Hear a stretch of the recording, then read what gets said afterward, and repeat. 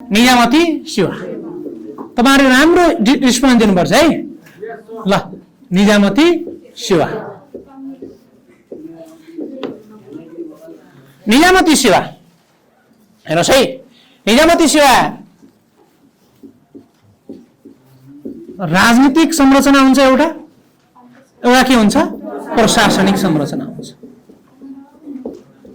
प्रशासनिक के हुन्छ संरचना हुन्छ। यो मुलुकमा राजनीतिक संरचनाले पोलिसी निर्माण गर्ने हो। के को निर्माण गर्ने हो? पोलिसी निर्माण गर्ने हो।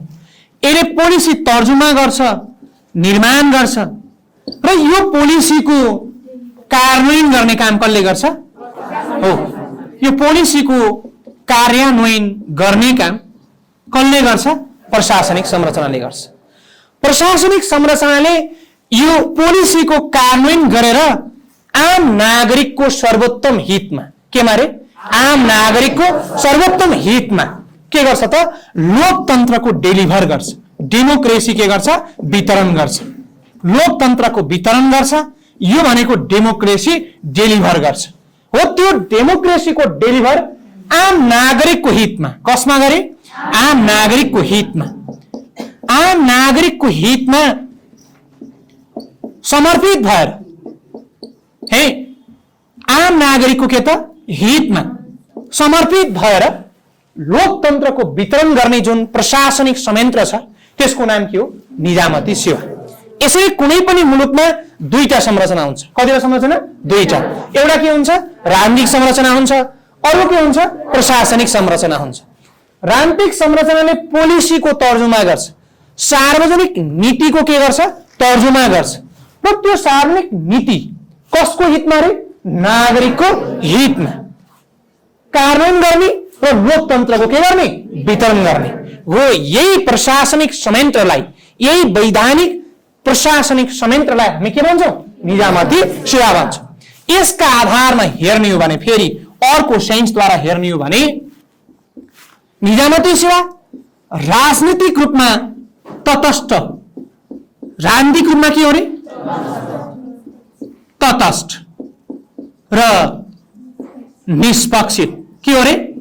निष्पक्ष। त्यसपछि प्रशासनिक रूपमा के हो?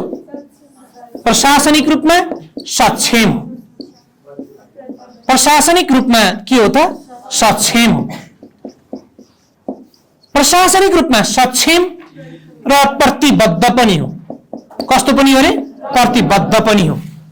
र आम नागरिकको सेवामा, आम नागरिकको सेवामा, आम नागरिकको के सेवामा के हो त? यो समर्पित हो।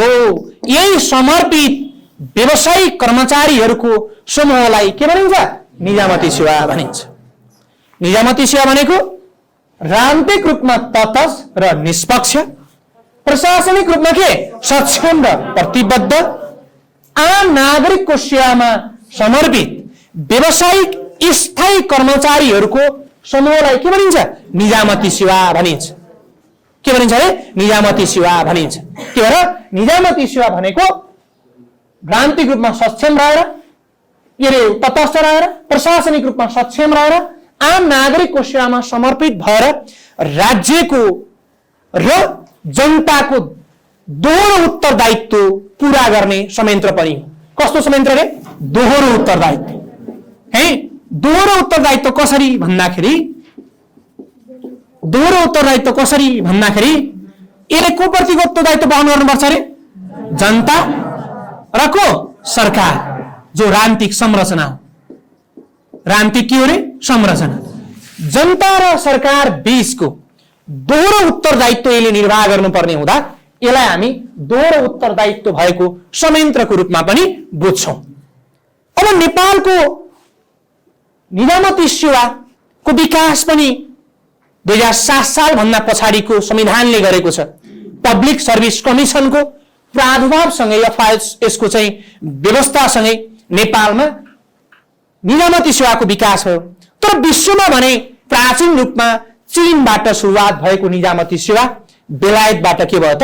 आधुनिक सिस्टमबाट के भयो त निजामती सेवाको प्रादुर्भाव भयो र नेपालमा 2013 सालमा निजामती सेवाको गठन भएसँगै कानुनी रूपमा त्यसपछि पनि नेपालको निजामती सेवाको वैधानिकताको सुरुवात पनि त्यहाँबाट भएको छ। त्यही भएर निजामती सेवालाई हामी के पनि भन्छौँ भन्दाखेरि धारा नेपालको संविधानको कति धारा 243 नेपालको संविधानको धारा 243 ले के भन्छ भने गैर सैनिक र गैर प्रहरी कुन गैर सैनिक र के गैर प्रहरी सेवाका पदहरू बाहेक र नेपालको निजामती सेवा ऐन 2049 ले निजामती सेवाको पद होइन भनेर के भनेर निजामती सेवाको पद होइन भनेर निर्धारण गरेका सेवाका पद बाहेक